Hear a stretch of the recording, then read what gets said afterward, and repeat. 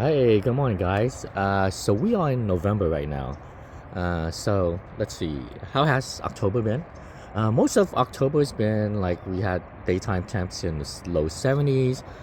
Most of nighttime temps is in the kind of low 50s to mid 50s. We did had, I think there was about 3 or 4 days where the temperature hit 80, but that's about it. So lots of my morning has, most of the trees has a lot of dew on it. The morning is like pretty cloudy and pretty gray, and then the sun doesn't break out until about, I would say, about 9:30 or so.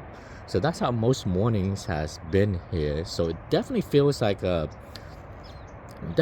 little bit like fall weather, right? So the daytime temps is pretty sunny, but it's only in the low 70s. Just stand still in one place. It does get kind of warm.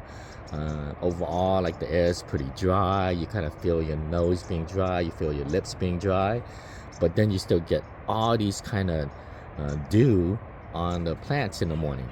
Okay, so this time I'm not going to go through all the varieties on here, but maybe I'm going to just talk a little bit about maybe a few of them, and maybe if there's any fruits that's hanging, and then maybe talk a little bit about the structure of what I did with some of these trees.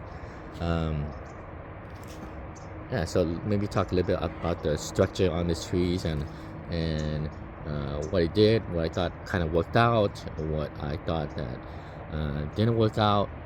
So let's come on, we'll just take a look at this. Oh, I did decide that for next year, or this coming winter spring, I'm going to be doing the same thing. I am not going to be spraying for powdery mildew or fungal in terms of trying to keep the blooms intact. So I'm going to let it do what it has to do. If a bloom holds fruit, that's great. If it doesn't hold fruit, that's okay too. I'm going to give it another year for vegetative growth. And I think after that year of vegetative growth, I think I'm going to get it. It's going to be at the height and size that I really want.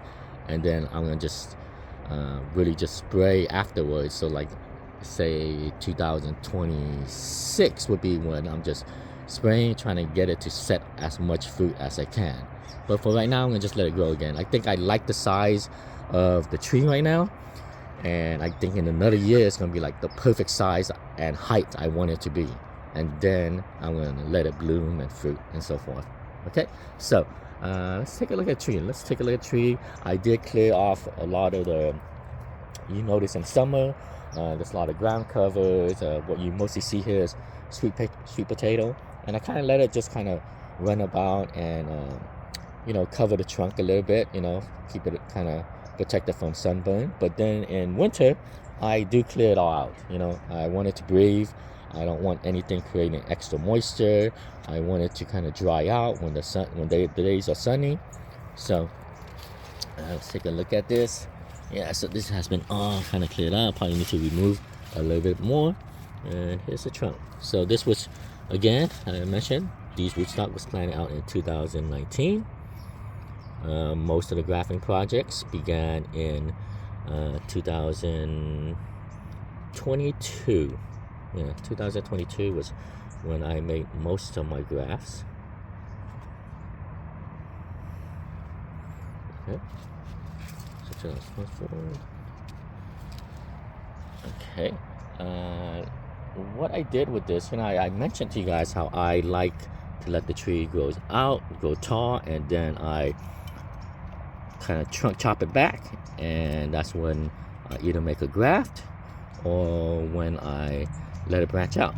So usually I do that, but when I was working with these trees, this was the first time actually I cut something that low in terms of like a mango. So I was always kind of a bit worried that it might not survive the trunk chop I did, just because usually I end up grafting some of my trees a little bit taller. So this was the first time I cut this way down, and it was an experiment. It was like I was confident that was the right way to get a multi-grafted tree going, because you want the branching to kind of happen low, so you kind of start beginning to make the grafts. And that's what I did with this. And I actually have loved all the trees that I have chopped down low and let it branch, and then graft over it as a multi-graft. It works perfectly as a multi-graft. If you're not doing a multi-graft, you could just kind of trunk chop it and then graft on it at the same time. But if you're doing a multi-graft, you trunk chop it, let it grow out a couple branches, 2 to 3 branches, and then you graft over that. I tell people all the time that it's much easier to manage 2 different varieties in terms of like the growth habit and stuff, and you can kind of keep the growth the same and keep them kind of going at the same rate. Once you get into 3, it's a little bit tougher, and then more than that, it's kind of growth rate is all over the place. So this one where I did cut it down pretty low for that branching, and again, at that time I was a little bit concerned because I never cut it down this low for a mango tree to kind of see what happens, but it worked out perfectly. All the ones I did that to, I love how the shape took place. So okay, so that's the first tree. And don't mind all these bags. These are actually coffee grounds that I'm gonna be spreading kind of everywhere. So this is the other tree. This one is my most vigorous tree, and it's always been the most vigorous ever since I put it in the ground. And I did the same thing for this one too. As you can see how I got the multi-trunks to start out pretty low, and again I let it grow out. One main central leader, and then I chopped it back down to let it split out to do a multi-graft.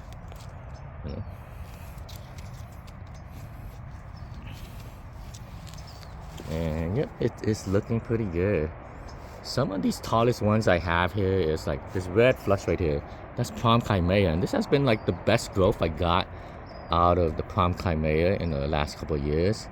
There's like a ambrosia in the back right there. It's like let's see, trying to remember all of these.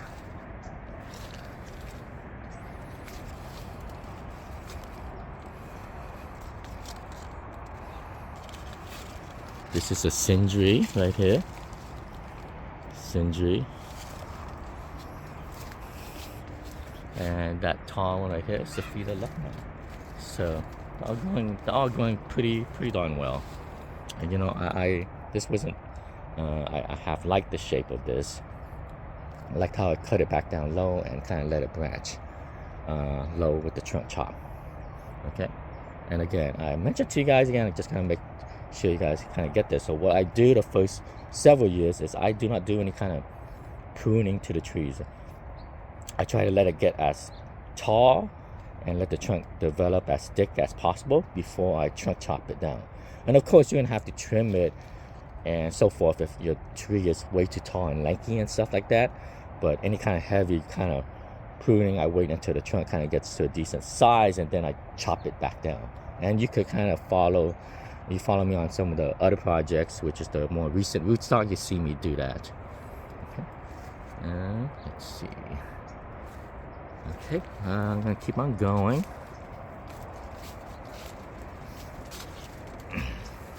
Here's the next tree. And the most vigorous one on here has been this variety called Giselle. It has grown very nicely. And it's supposed to have very good flavor. So I have liked this variety called Giselle on here. And you can see the rootstock here. It's just kind of weird thing happened. I mean, ideally I should have just kind of let one trunk grow out, but another kind of like a sucker from it grew, and it just kind of let it grow out that time. It's just as an experiment. But this was one where I didn't really, I was kind of experimenting with that other branch.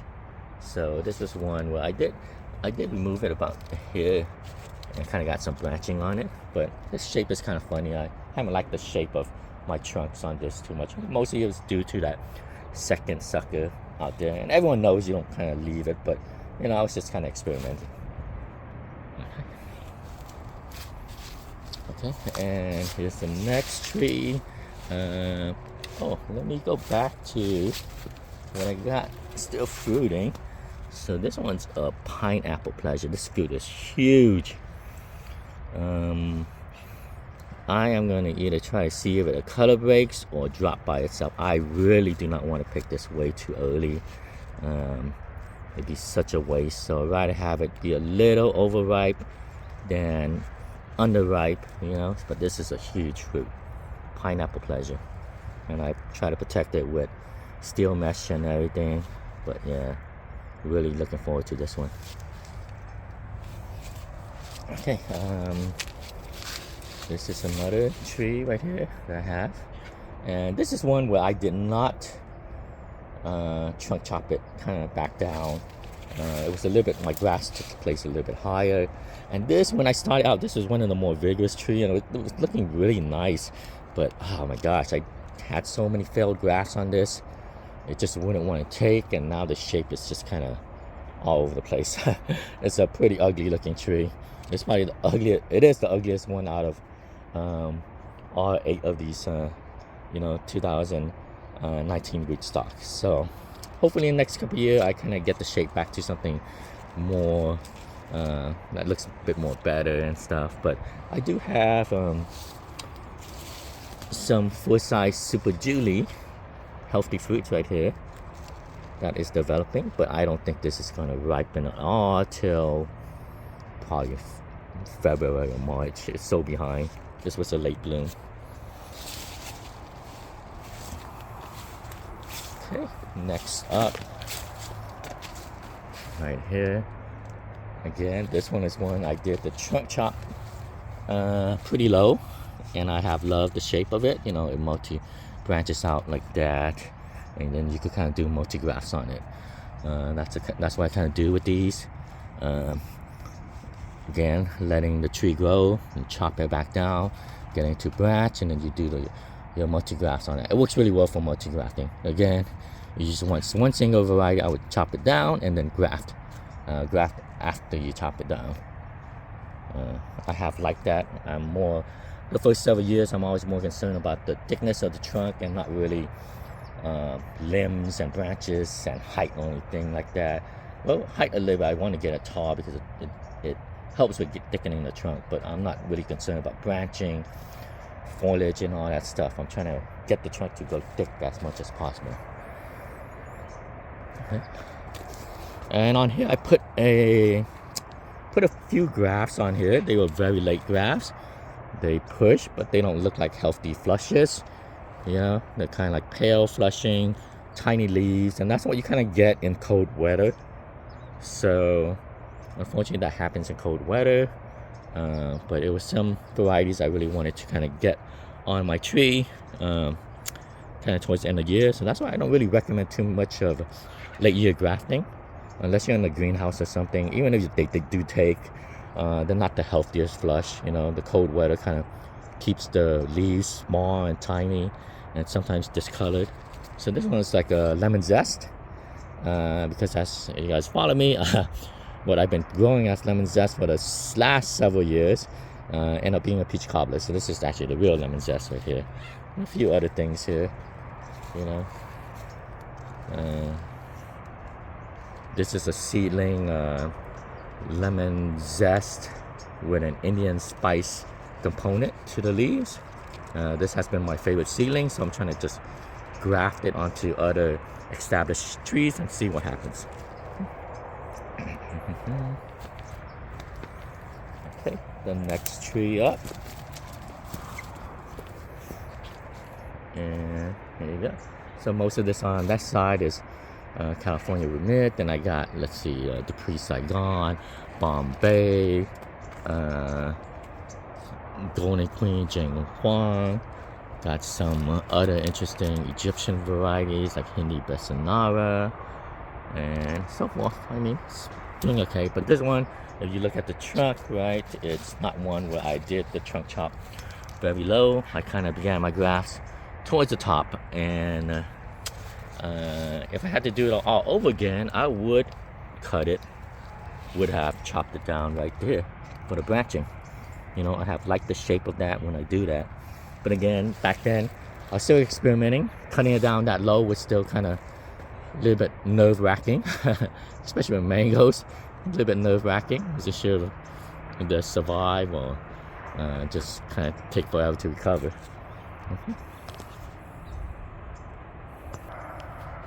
Here's my next tree, and this is mostly cac and super Julie. Both have grown really well. Both has probably grown a bit too many branches that I like. I need to remove some of these branches because when it gets too many branches, they kind of lean. I like kind of vertical branching on it. So this right here is super Julie right here. I have a cotton candy right here. It's not really growing that well. It's not really keeping up with the other two varieties. Well, I hope it's cotton candy. I always get, I'm always concerned that I have mislabeled graphs and scions from different sources.